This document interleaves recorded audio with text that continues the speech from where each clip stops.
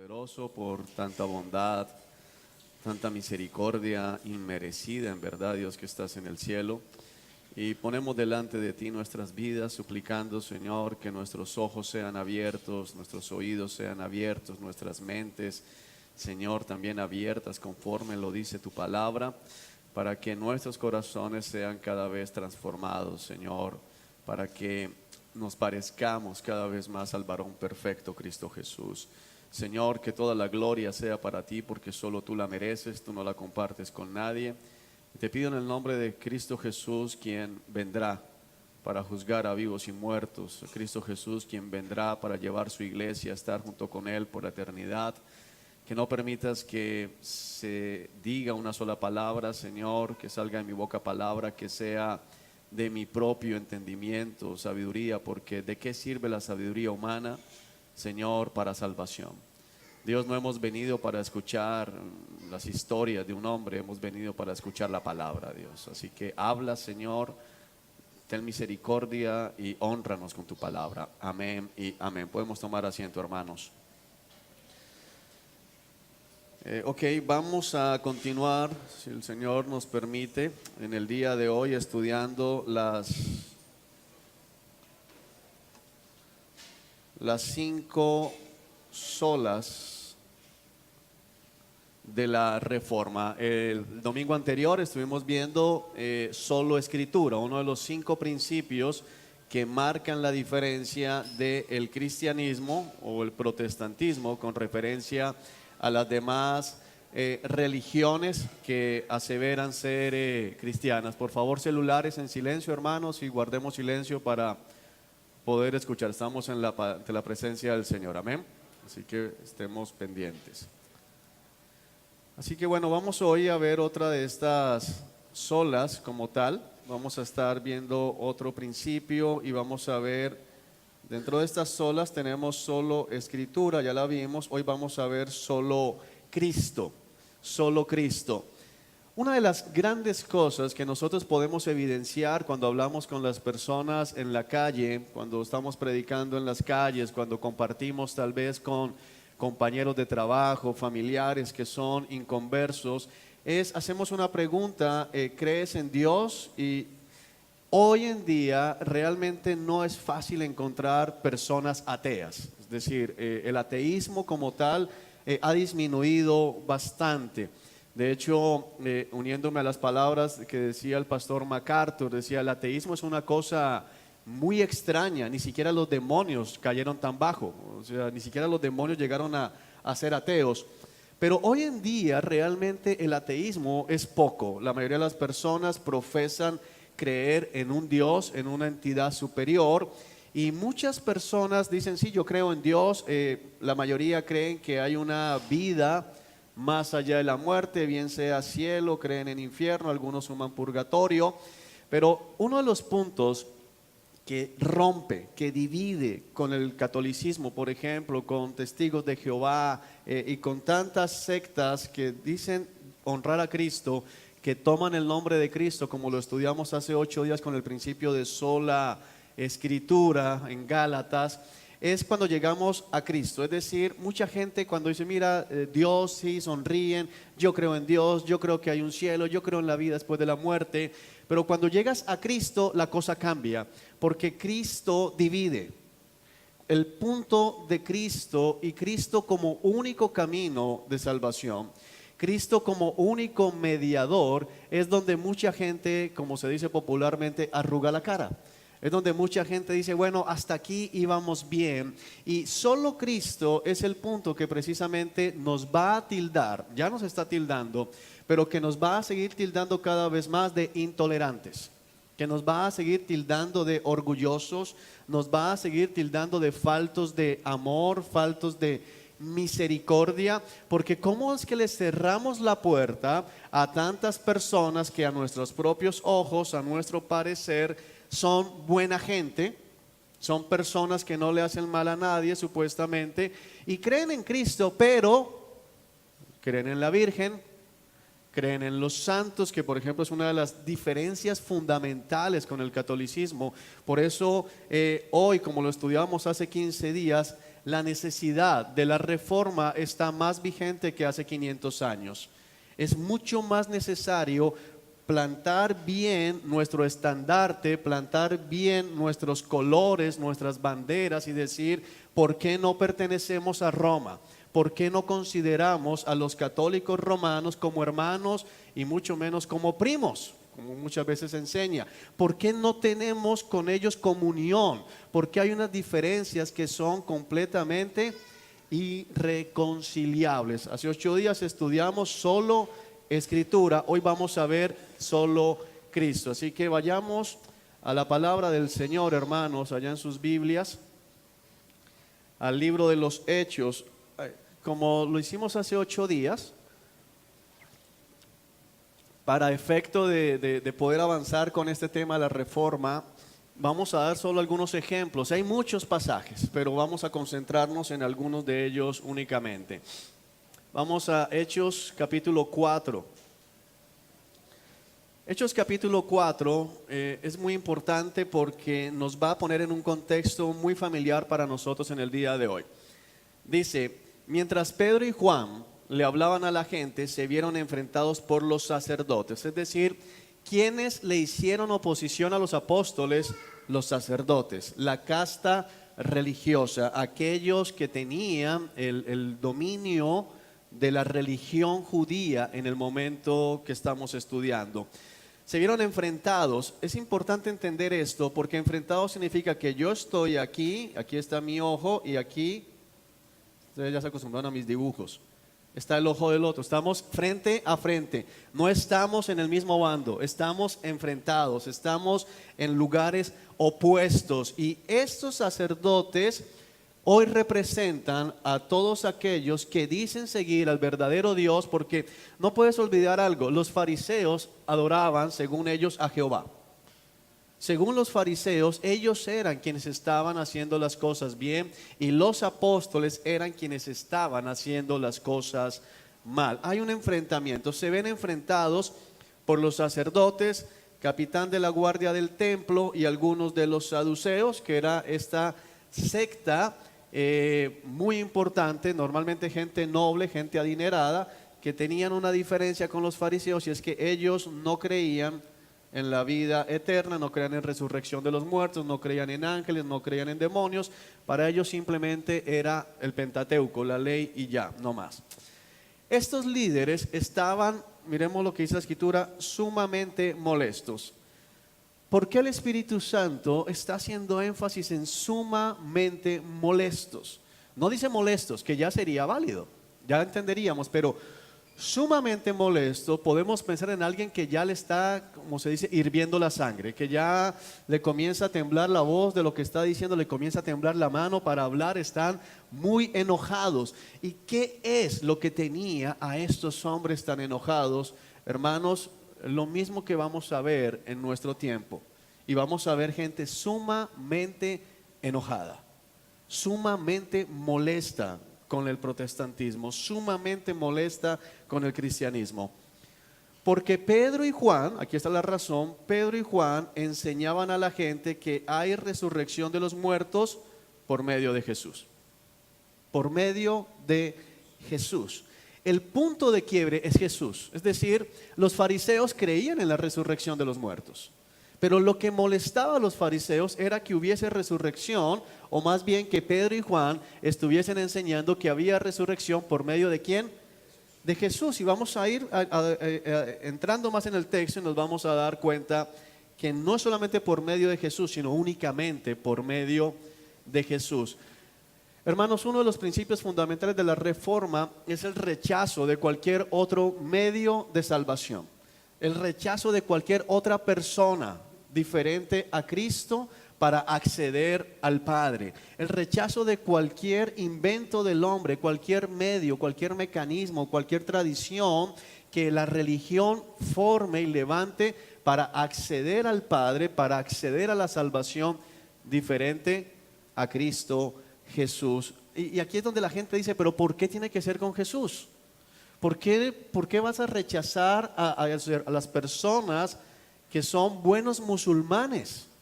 No todos los musulmanes son terroristas, vamos a aceptar eso, ¿les parece? Creo que es justo. No toda persona que profesa la religión musulmana está pensando en poner bombas en Wall Street.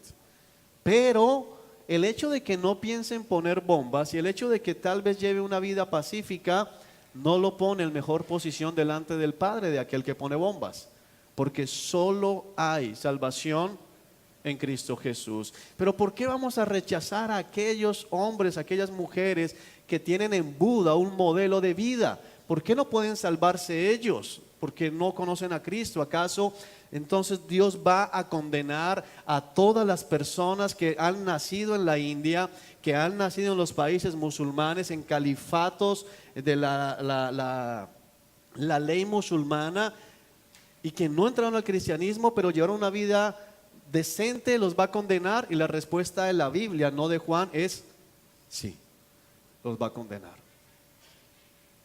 No me parece justo.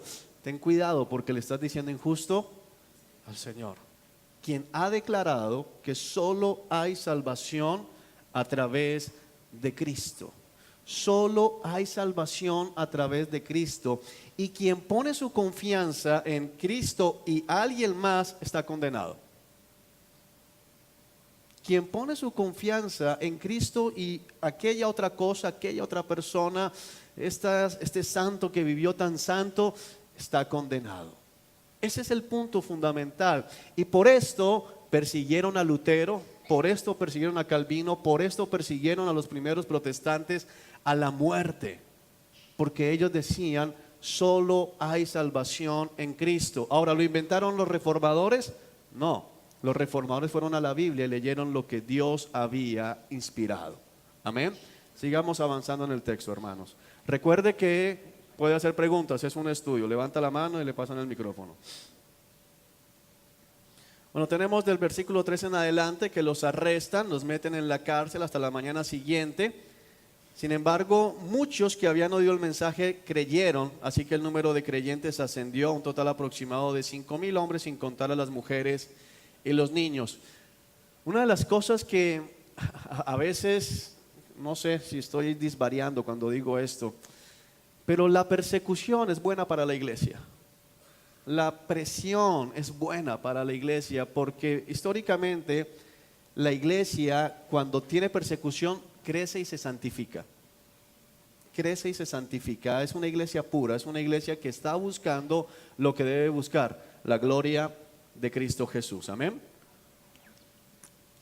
Al día siguiente, el concilio, recuerda que el concilio, y no lo vemos acá, vamos a analizar un poquito,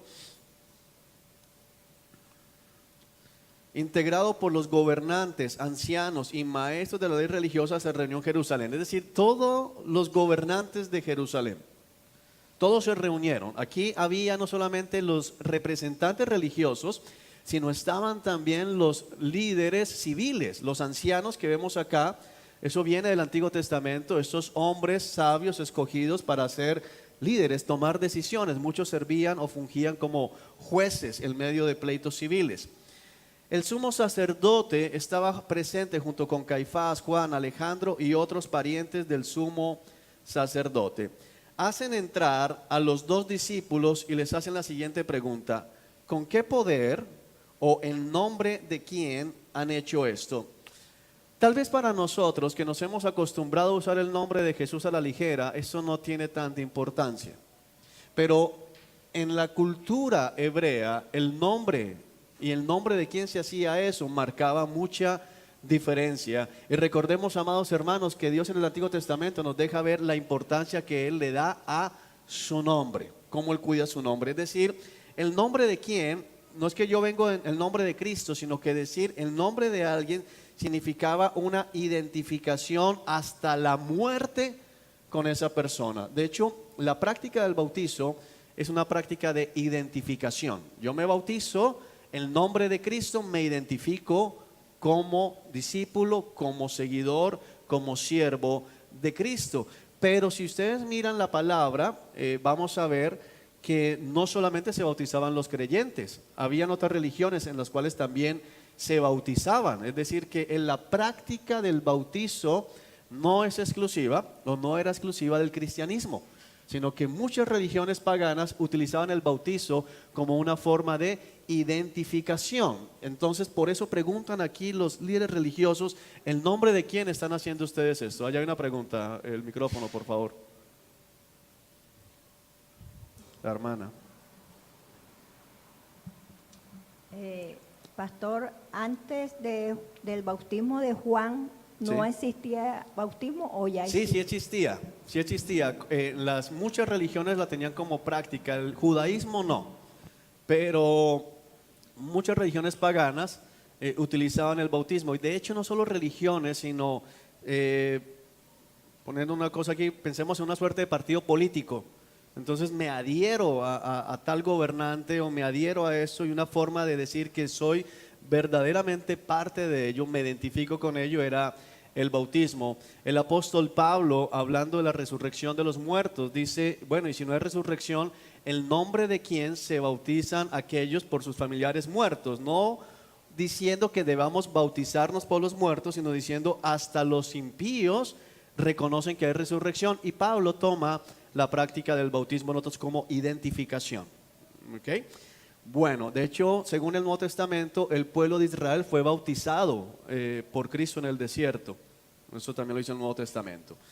¿El nombre de quién han hecho eso? Y comienza la respuesta de esos dos hombres, que es una respuesta que nosotros debemos atesorar y que debemos estar preparados para dar cuando sea necesario.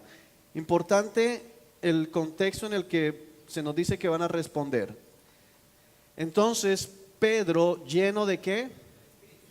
O sea, no va a hablar Pedro el pescador torpe, no va a hablar Pedro el imprudente, no va a hablar Pedro el que hemos visto que no tuvo, como dice en Lucas, no supo qué decir y dijo, ay Señor, construyamos 3 tabernáculos, 3 enramadas, porque no sabía nada más que decir. Va a hablar Pedro lleno del poder del Espíritu Santo. Entonces, ¿quién va a hablar? El Espíritu Santo. Es Dios mismo quien va a hablar. Les dijo, gobernantes y ancianos de nuestro pueblo, nos interrogan hoy por haber hecho una buena obra a un inválido. En el capítulo anterior vemos que sanaron a un paralítico, que es el que estaba en la puerta de la hermosa. Los paralíticos los está mirando y dicen, mire, regálenme una moneda, lo ponían todos los días ahí. Pedro y Juan se quedan mirando y dicen, míranos, y él los mira como esperando recibir algo y le dice, no tengo oro ni plata, que eso deberían meditarlo muchos de los que dicen que el que no tiene plata es porque Dios no lo quiere. Yo creo que Dios quería a Pedro y a Juan. No tengo oro ni plata, pero de lo que tengo te doy. En el nombre de Jesucristo de Nazaret, levántate. Y al instante se levantó el hombre. Y entonces esta gente, estos religiosos, se molestan. ¿Quieren saber cómo fue sanado? Es la pregunta. ¿Quieren saber cómo fue sanado? Déjenme decirles claramente tanto a ustedes, es decir, a esos líderes religiosos, como al pueblo de Israel, a todas las demás personas, que fue sanado por el poderoso nombre de Jesucristo de Nazaret. El hombre a quien ustedes crucificaron, pero a quien Dios levantó de los muertos, pues es Jesús a quien se refieren las Escrituras cuando dicen, la piedra que ustedes los constructores, es decir, ¿quiénes? Los líderes religiosos rechazaron. ¿Cómo lo rechazaron? Lo crucificaron. Ahora se ha convertido, ¿en qué momento? En su resurrección, en la piedra principal. Es lo que está diciendo Pedro, lleno del Espíritu Santo.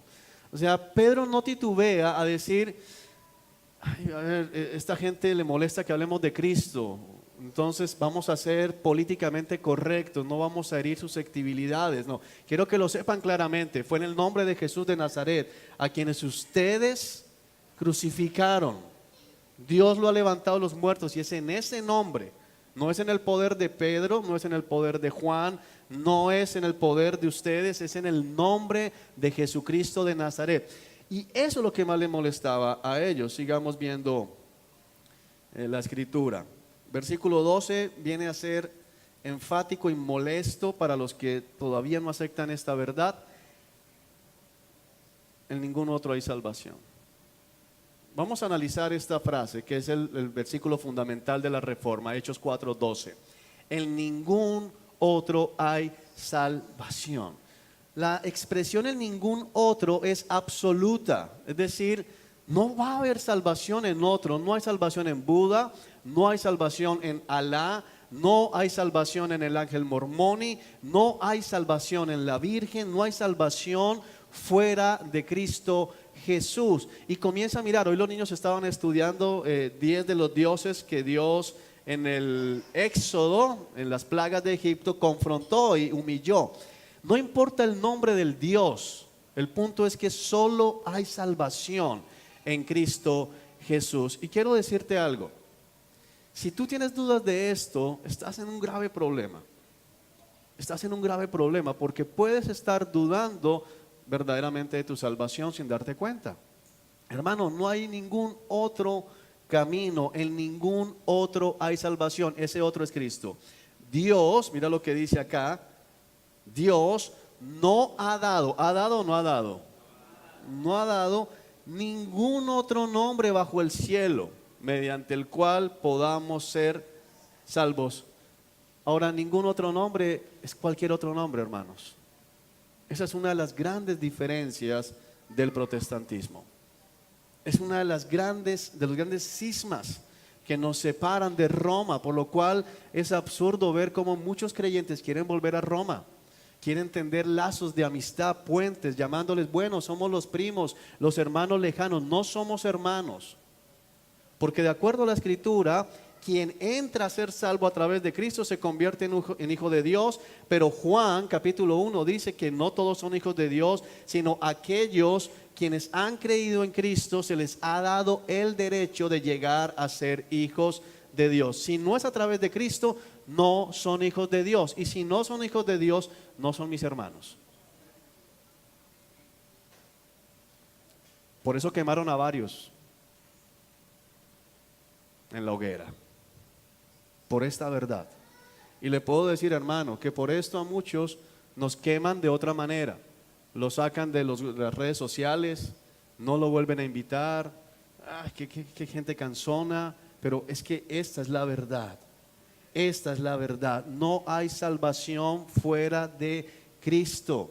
No importa, pero es que yo veo que hace tantas cosas. No importa, porque la salvación, como vamos a ver, no es por obras. Amén. ¿Preguntas de eso, hermano? Esta es la segunda sola que vamos a estudiar. Bueno, hay muchos pasajes más. Timoteo nos habla también de lo mismo, Hebreo nos habla de lo mismo, pero vamos a avanzar. Vamos a Efesios capítulo 2.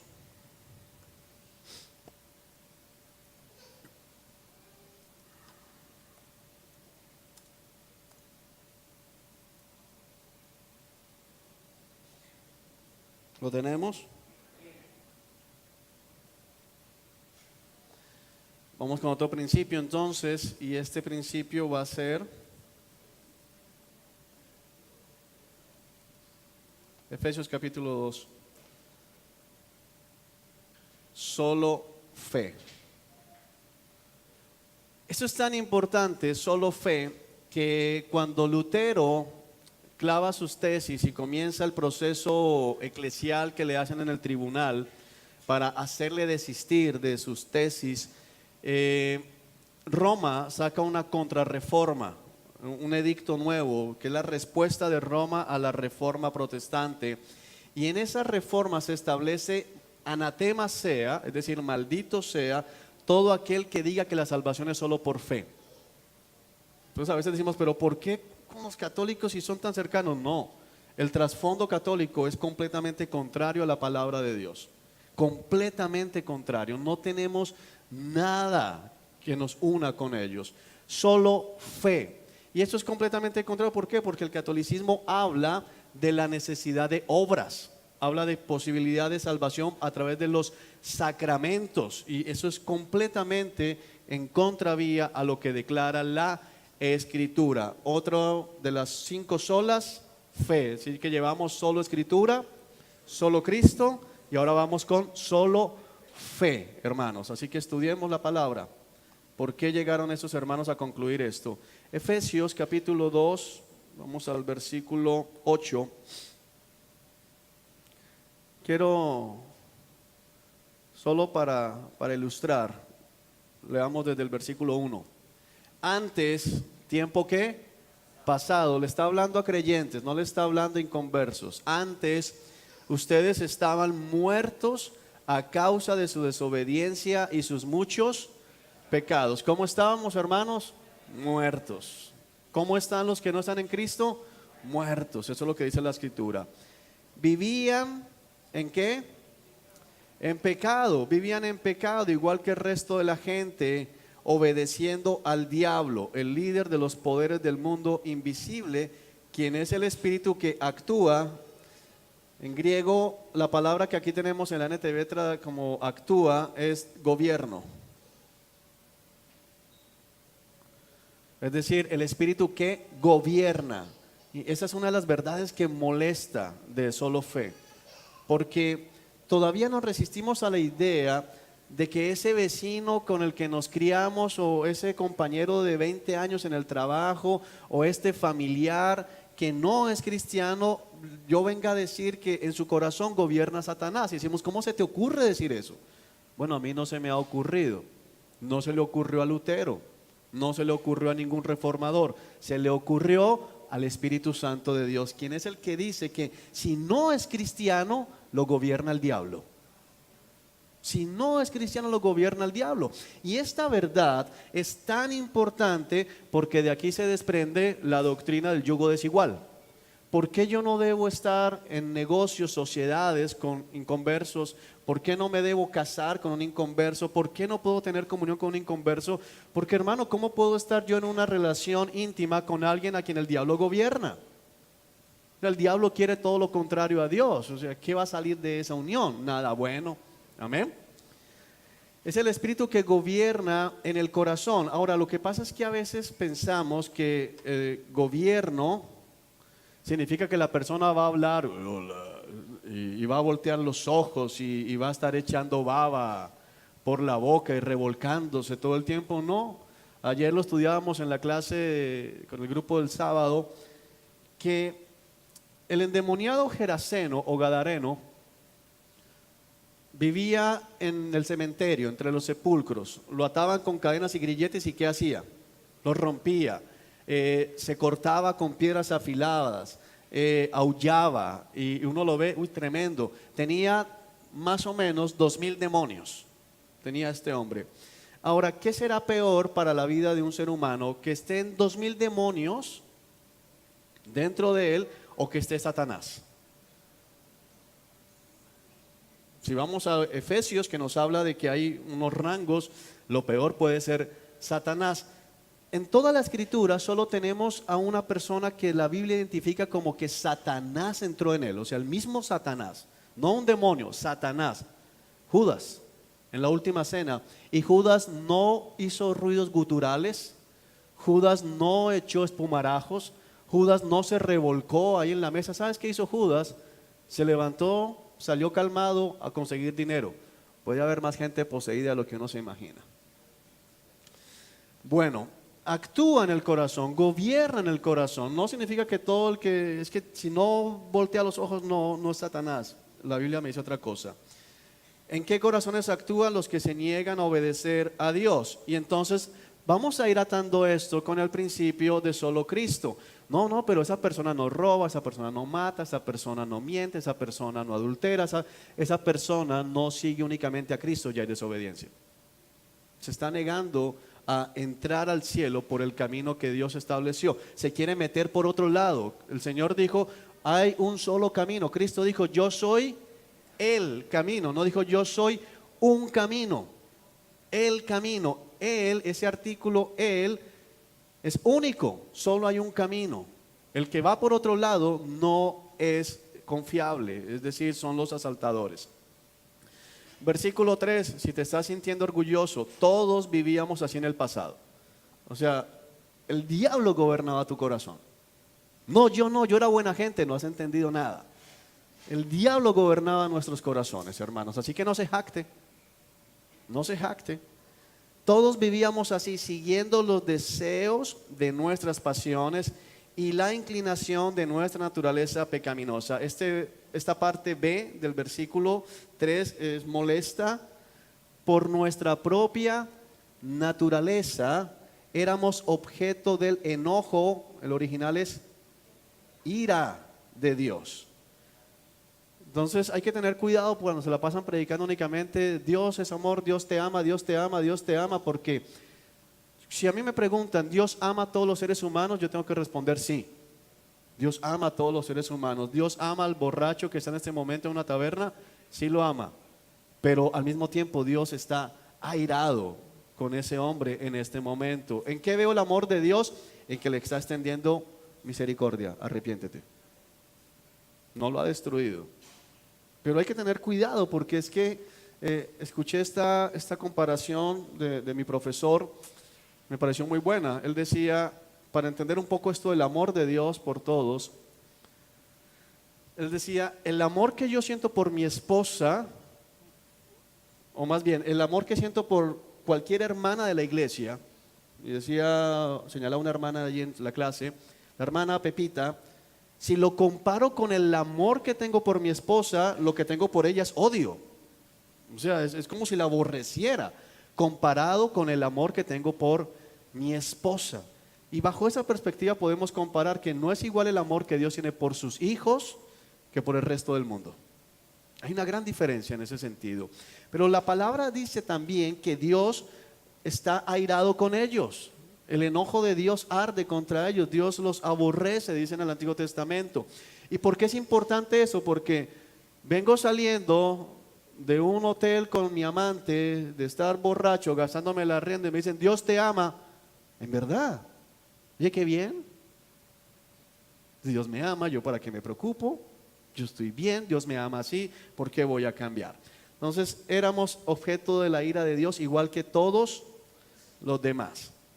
Pero Dios es tan rico en misericordia y nos amó tanto que a pesar de que estábamos muertos por causa de nuestros pecados, nos dio vida cuando levantó a Cristo de los muertos. Y comenzamos aquí a estudiar más el punto. ¿Es solo por qué? Por la gracia, que vamos a verla después, otra de las solas, solo gracia. Es solo por la gracia de Dios que ustedes han sido salvados, pues nos levantó de los muertos junto con Cristo y nos sentó con Él en los lugares celestiales porque estamos unidos a Cristo Jesús. De modo que en los tiempos futuros Dios puede ponernos como ejemplos de la increíble riqueza de la gracia y la bondad que nos tuvo, como se ve en todo lo que ha hecho por todos nosotros que estamos unidos a Cristo Jesús. Aquí hay una doctrina muy importante, hermanos, que tenemos que aprender. La vindicación de la justicia de Dios. La vindicación de la justicia de Dios. ¿A qué me hago referencia?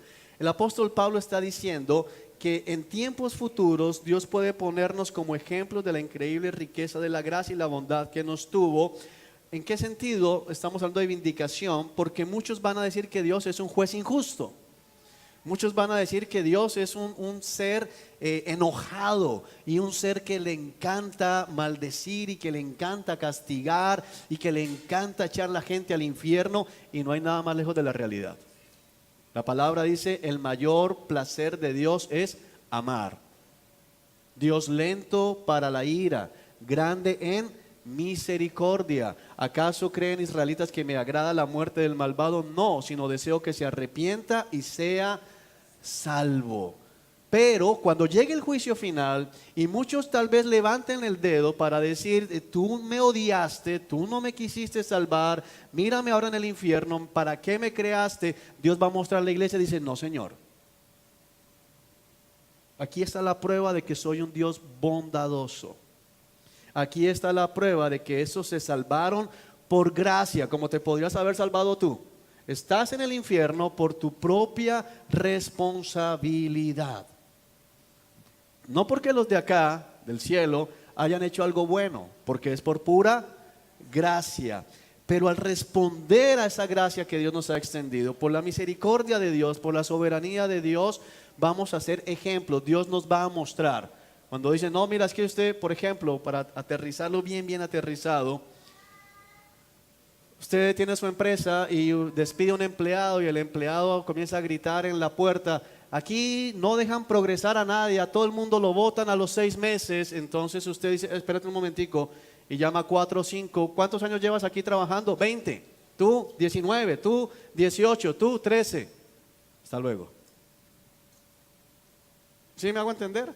Queda justificada la gracia y la bondad de Dios con la iglesia. Somos salvos también para mostrar que nuestro Dios es un Dios misericordioso, que nuestro Dios es un Dios bondadoso. Nunca se te olvide eso, iglesia.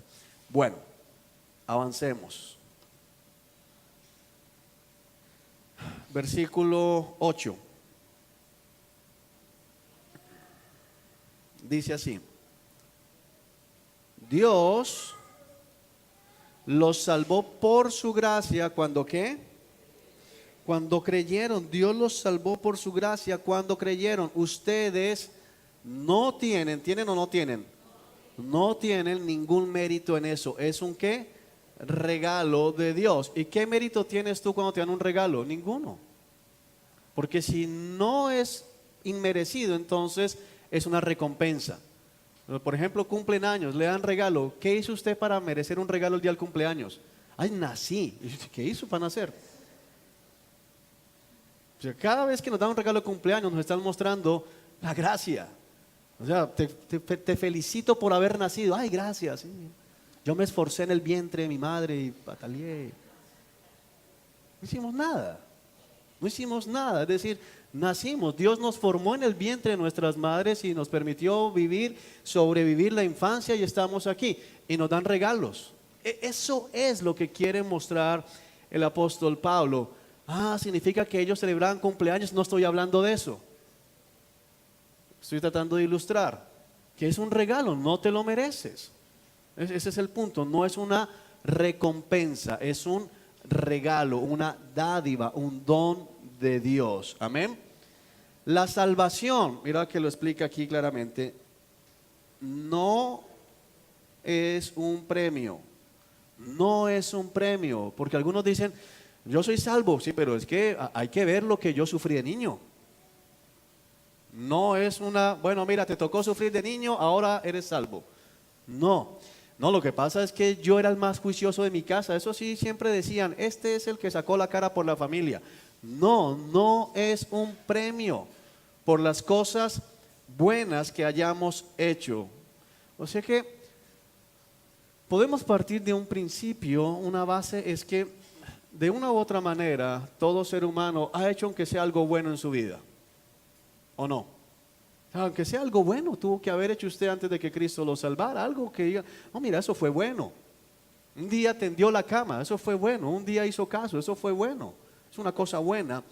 Pero así sean muchas cosas buenas las que usted o yo hayamos hecho, que no es mi caso, ninguno puede que jactarse de ser salvo. Ninguno puede jactarse de ser salvo, porque se salvan únicamente ¿por qué? Por fe.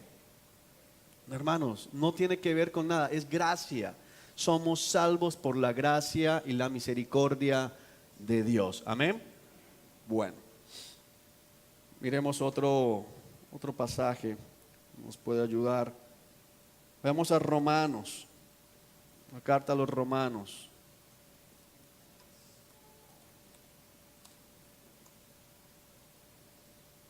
Capítulo 3.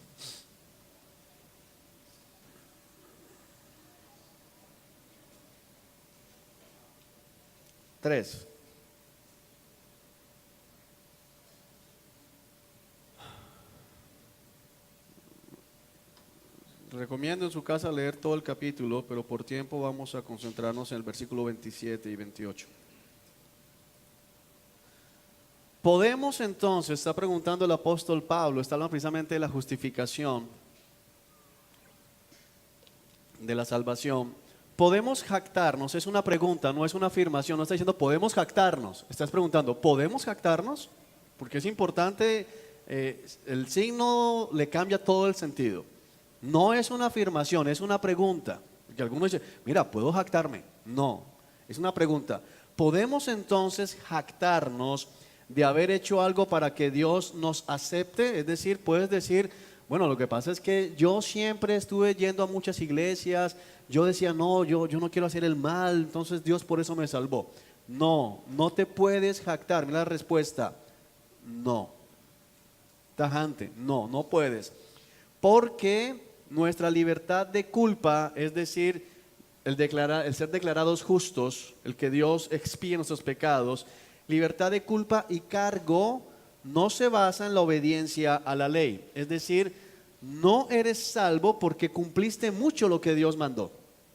No eres salvo porque hayas seguido los 10 mandamientos. De hecho, nadie puede cumplir los 10 mandamientos. No hay un solo hombre que los haya cumplido. Está basada en ¿qué? En la fe. ¿Qué está basada en la fe? Nuestra libertad de culpa y cargo, es decir, nuestra justificación. Basada en la fe. Así que somos declarados justos a los ojos de Dios por medio de ¿qué? De la fe. Esta es una de las grandes verdades del cristianismo. Somos declarados justos a los ojos de Dios por la fe. Solo por fe. No hay otra manera de ser declarado justo delante de Dios. Fe y únicamente fe. Es importantísimo entender esto. Y aún la fe es un don de Dios. Si tú crees es porque Dios te dio el don de creer. O sea, ni siquiera te puedes jactar de tener fe. Bueno, es que yo creo. Si crees es porque Dios te abrió la mente, te abrió el corazón y te permitió creer en Él. O sea, es una obra soberana del Señor. Así que ¿de qué te puedes jactar tú? ¿De qué me puedo jactar yo? De nada. De nada. Como dice en otro pasaje, si se van a jactar, jáctense ¿en qué? En Dios. En Dios, de Él sí. Solo somos declarados justos por medio de la fe y nos aclara, y no por obedecer la ley. Ahora, ¿significa eso que entonces podamos hacer fiesta? No, lo hemos venido estudiando, pero es importante esto. Ahora, miremos el versículo 29 y nos termina de reforzar el concepto. Después de todo, ¿acaso Dios es solo el Dios de los judíos? ¿No es también el Dios de los gentiles? Y la respuesta de Pablo es, claro que sí. Y mira lo que dice, ¿hay un qué? Un solo Dios. Aquí va anclado otra vez, solo Cristo. Hay un solo Dios, no hay varios dioses, hay un solo Dios. Y Él, ¿quién es Él? Dios declara justos. El que declara justo a alguien, ¿quién es? Dios. Tú no puedes declarar a nadie justo. Nosotros no podemos decirle a alguien, ya, eres salvo. No puedes hacerlo, tú no puedes declarar eso. De hecho, eso es tan tremendo que una de las causas por las cuales los fariseos querían matar a Cristo era porque perdonaba pecados. Y ellos tenían muy claro el concepto, el único que puede perdonar pecados es ¿quién? Dios. Solo Dios, nadie más puede perdonar pecados. Entonces dice, y Él, el Señor, Jesucristo, declara justos, es decir, libres de culpa y de cargo, justificados, libres de culpa y de cargo, son declarados inocentes delante de Dios, son declarados que no le deben nada a Dios, tanto a judíos como a gentiles. Mira lo que dice acá, únicamente. Vamos a...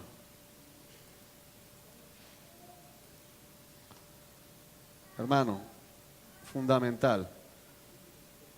Únicamente, son palabras muy fuertes, no hay otra. Únicamente por medio de ¿qué? De la fe. Únicamente fe, solo fe. Allá, Carlos. Juan, cuando la Escritura dice, Él declara justos a judíos y gentiles únicamente por medio de la fe, hablando del pueblo de Israel, aquel judío que no confiese a Jesús, que no coloque su fe en Jesús, ¿es salvo por ser pueblo de Dios? No, Okay. Condenado. De acuerdo a la Escritura están condenados, es lo que dice, son el Israel incrédulo como tal. Cuando dice, y en ese día, que no sé si hacia eso estás apuntando, todo Israel será salvo, significa todo Israel creerá en Cristo. Y como creerán en Cristo, serán salvos. Pero hermano, eso es para la última parte de la gran tribulación y usted no quiere estar ahí, créame. Yo no quiero estar ahí. Edgar. Pastor, únicamente por medio de la fe, y los cristianos católicos que tengan fe. Es que el punto es que decir cristiano católico es un oxímoron. Es como mezclar agua y aceite, es como decir, Es decir, que no hay un cristiano católico que tenga fe. no, de acuerdo a la escritura no existe, porque es que si es cristiano verdadero, sale del catolicismo, porque es incompatible la doctrina. No existe eso. Es decir, yo escuché la vez pasada, el año antepasado, una persona que decía, te presento al cristiano católico. Era un hombre que iba a la iglesia cristiana y estaba predicando en la emisora Minuto de Dios. Dice, pero eso no da, eso es como decir, te presento al pastor lobo o al lobo pastor. O sea, no da, es igual que el cristiano carnal. Son cosas que van en contravía, no pegan. Es como si te presento al judío nazi. ¿Cómo así que un judío nazi? O sea, no cabe, o sea, no existe. ¿Por qué? Porque la doctrina católica es completamente incompatible con el cristianismo. Entonces, por decir, el cristiano mormón no existe. El cristiano musulmán, que toda la balá, no existe, no se pueden fundir, son agua y aceite. Eso califica como un oxímoron, esa es la palabra. Esteban. Buenos días, Pastor Juan. ¿En qué consiste el monergismo? Bueno, no alcanzamos a estudiar porque ya nos faltan 2 minutos, pero si quieres al final lo hacemos porque si no, no alcanzamos y quedan todos aquí en eso. Enrique. Hay aquellos judíos que creen en Yahweh, esos judíos que están sin Cristo, que mueren, ¿son salvos o no son salvos? No, de acuerdo a la escritura no. Ahora, tenemos que Ok, diferenciar vamos a- algo. Tiempo, voy a coger 5 minutos del otro lado y después vamos con la otra pregunta que creo que hay por allí. Para dejar esta parte. AT. Necesitamos el lápiz. Y NT, Antiguo Testamento, Nuevo Testamento. En el Antiguo Testamento, ¿cómo se salvaban? Se salvaban igual por fe. Le creyó Abraham a Dios y le fue contado por justicia. Ahora, ¿en qué consistía la base de salvación? En creer la promesa que Dios había dado de acuerdo al tiempo en que cada uno vivía. Es decir, cuando hablamos de Abraham, ¿qué fue lo que creyó Abraham? Abraham creyó que Dios le daría una descendencia muy grande como la arena del mar, como las estrellas del cielo, que su esposa Sara, quien era estéril, daría a luz. Esa fue la fe de Abraham. A veces decimos, Abraham creyó en Cristo. De una manera general sí, pero de una manera específica no. Cada personaje del Antiguo Testamento, que eso es lo que hemos venido estudiando en teología, se le exige un nivel de fe de acuerdo a lo que Dios ha ido revelando, a lo que Dios les ha ido mostrando. Pero luego de que el pueblo ya está instituido, podemos ver la fe en qué, en que vendría el Mesías. Dios traería el Mesías. Y todo judío que creía en el Señor, que creía en Yahweh, en Jehová, y creía en el Mesías, le era contado por justicia. Él esperaba que el Mesías lo iba a redimir de su situación de pecado. Él creía que el Mesías iba a poner todo en orden, era justificado. Nuevo Testamento, el velo se quita, que es lo que dice Efesios y es lo que dice el Señor, que muchos profetas anhelaban ver lo que ellos estaban viendo cuando Cristo estaba en su ministerio, y entonces ellos ven a Cristo, ellos ven el Mesías. Cristo saca sus credenciales, porque es que cuando, por ejemplo, hay un momento en que Juan, el Bautista, está preso, ya lleva un tiempo preso, y entonces manda a 2 de sus discípulos a preguntarle a Cristo, ven acá, ¿eres tú o esperamos a otro? Porque es que como que no me cuadra, estoy preso y no veo que se montó el reino. Entonces, ¿qué está pasando? ¿Eres tú el Mesías o esperamos a otro? Y la respuesta de Jesús es, díganle a Juan lo que están viendo.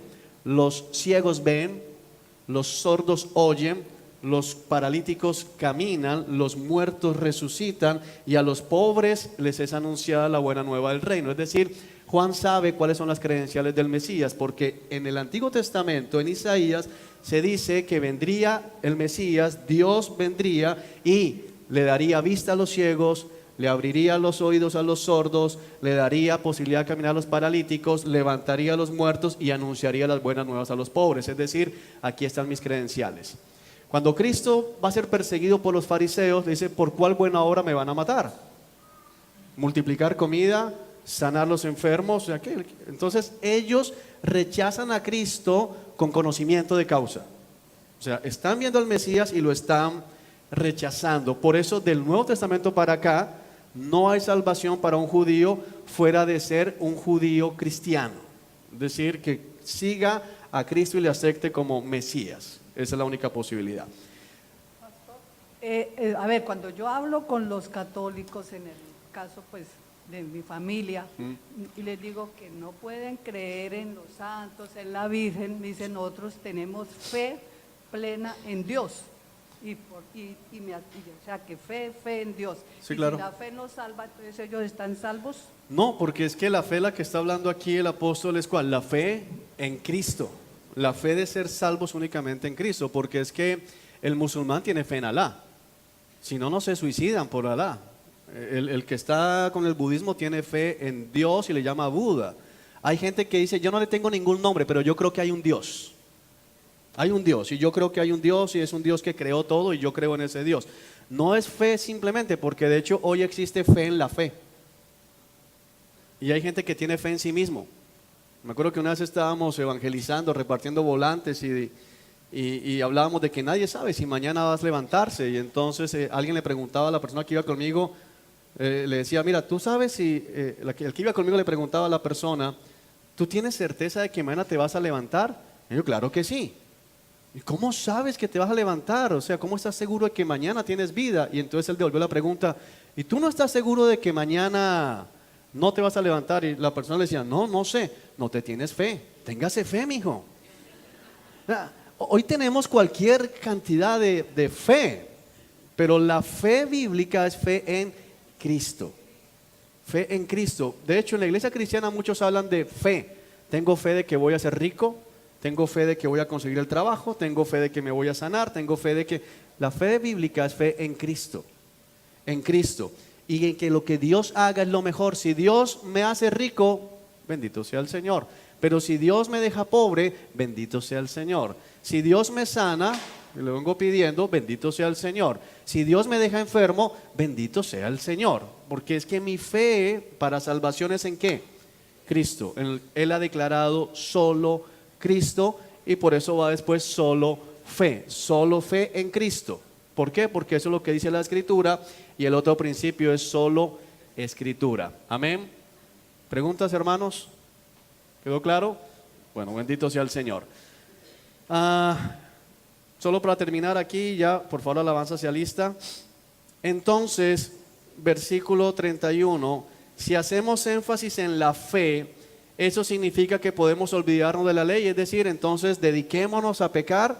Por supuesto que no. De hecho, solo cuando tenemos fe cumplimos verdaderamente la ley.